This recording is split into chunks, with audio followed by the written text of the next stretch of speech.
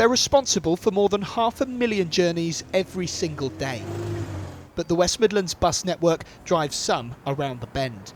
Labour's big plan is to bring the buses back under public control and out of the hands of private companies.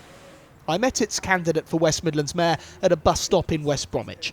Richard Parker and I decided to get the 12 minutes past 4 service into the town centre. When the time came, no bus arrived, a familiar feeling for regular passengers. A short while later, the number 40 turned up, meaning we could start our journey, even though it was a full 10 minutes late. So I'm committed to bringing the buses back into public control under a franchising system similar to what they've got in Manchester. That will deliver more buses on more routes and keep fares down and allow people across this region to get to the doctors, to get to the high streets, to get to colleges and get to work on a more reliable and cheaper system in a way that they can't do that today.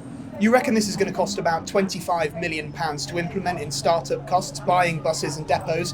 When Manchester did something very similar, it cost them £140 million. Aren't you underestimating the cost of this? Yeah, I studied economics, I'm an accountant, I'm working with experts on franchising. They've told me, they've worked through the numbers, we're talking about around £25 million. We're only talking about transition costs as we move through the current system of privatisation to a franchising system. We need a new approach, a new integrated approach that connects all of our communities and connects people in those communities to colleges, to jobs and opportunities in the labour market.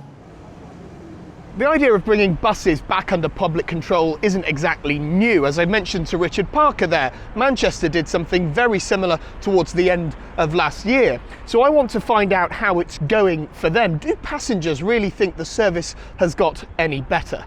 I've got my train ticket, I've got my rain jacket, off I go. Surprisingly, the sun was shining in Manchester, a match for the design of their new yellow buses, some of which are electric and which bear the B Network name. But after 6 months, the passengers still feel a buzz. They're much better than the other bus service. Yeah.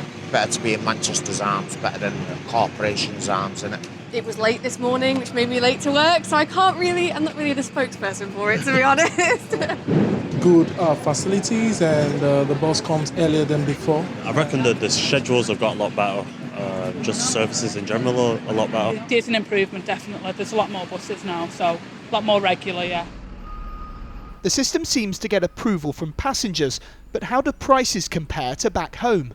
This journey has cost me £2. Now that's exactly the same as it would do anywhere else in the country because of a national cap, but a day ticket cost me £5. Now that is more expensive than it would have cost back home, where a day ticket is £4.50, but it is still cheaper than a day ticket would cost in Peterborough and Cambridge, for example, where it costs £8.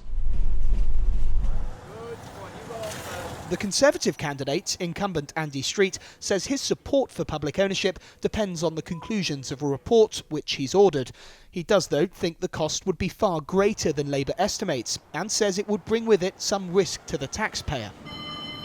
He's working on a tap in and out system using a Swift Go card. There we go. Lovely. That's it. Explain to me how this works. So this is my Swift Pass. Couldn't really be easier. Put it on the reader here at the gates at New Street and straight through we go. This would see fares across trams, trains and buses all linked and all capped. You will be able to tap into bus, to metro and indeed to the rail, and then you will have a daily, a 3-day, a weekly or a monthly or indeed an annual cap. So you could absolutely be certain you will pay the minimum possible fare.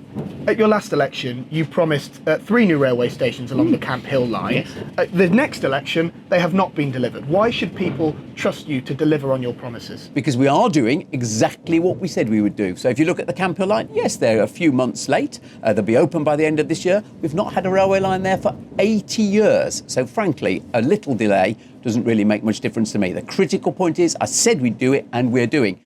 But it was the Conservative government that said it would deliver HS2, which has now been chopped and changed at almost every turn.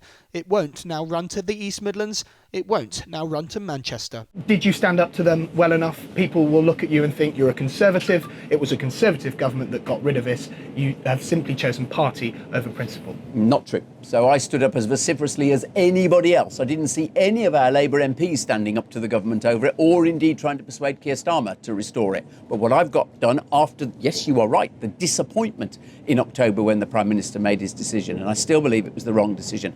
I've got on and kept the whole idea alive of better connectivity between the West Midlands and Greater Manchester, working with Andy Burnham on an alternative which is now being considered by government.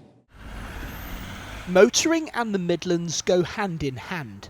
A third of all cars produced in the UK come from production lines right here. But restrictions on the roads are becoming more and more common, either for safety or the environment. Reform UK believe the motorist is being shown the red light, but the mayoral role its candidate wants doesn't actually bring with it the power to enact some of her policies. Well, my policy is to get rid of the clean air zone, the low traffic neighbourhoods, and also there are a lot of 20-mile speed limits that are actually causing more pollution, because when you drive at lower speeds, that's what happens. So we need to actually revisit those and look at increasing the speeds back to how they were. But all of those policies are nothing really to do with the mayor, are they? They're to do with city councils and local authorities. Councils set speed limits, councils set low traffic neighbourhoods and the clean air zone is Birmingham City Council, it's not the mayor. But we were working with the local authorities to actually sort that one out, because these things are affecting businesses. There is no sign Birmingham City Council would want to scrap its clean air zone. It has helped to reduce emissions in the city centre. But Elaine Williams believes those emissions aren't harming the planet anyway. Do you believe global warming is happening because of human activity on this planet? There's always been different types of global warming. It's not always down to human inaction. But is it this time round? No, it's not, because if you look at different things, even when a volcano erupts, it causes their climate to change. There are so many different factors. That's something the Liberal Democrat candidate completely disagrees with. Sonny Verk believes we shouldn't be polluting the environment and wants to see lower fares, including a £2 single journey cap like the one in force on the bus network. I'm vehemently against polluting the environment. So public transport is the way to go. It will lead the way. I actually want to get the daily fare capped at £2. And what I mean by that is a single with a total cap of £4 when you can use it contactless instead of having to buy a day saver. So a current single journey is capped at £2. That's right. And a day saver is about £4.50 in the West Midlands. That's right. I want to reduce it to £4. That's already among the cheapest in the country for a day saver. So well, then it has to be cheaper, because we're in an eat and heat crisis. Inflation is rampant. What we're suffering in the West Midlands is delay after delay, no matter what the transport is, whether it be Coventry or Birmingham, whether it be trams or bendy buses. So first thing is I want to actually get the projects completed. The Green Party thinks the West Midlands has been too slow to act on climate change. Its candidate thinks a better public transport network will help achieve that goal. We want a clean, green, efficient, well thought through transport system throughout the West Midlands that is going to save money, increase jobs, reduce air pollution, and be a viable alternative to road use and car use. Some people believe Green Party policies like low traffic neighbourhoods, slower speed limits and clean air zones are just an attack on drivers. It is definitely not an attack on drivers. We are not anti-driver, we're pro-choice. And at the moment we don't have viable alternatives to the motor car. In many of the towns in our region, less than 1 in 4 people actually own a motor car. So again, pro-choice means better efficient train services. But we also think it should be a choice for mothers and families and school children and pedestrians in areas of high traffic to be able to use their pavements and their spaces without risk of death or serious injury. The independent candidate Ahmed Yaqub believes bus fares are too high and says he supports bringing buses back under public control. Whoever wins, the West Midlands Mayor does have the power to shape the public transport network, and candidates will hope their policies might help them on the road to victory. Lewis Warner, ITV News.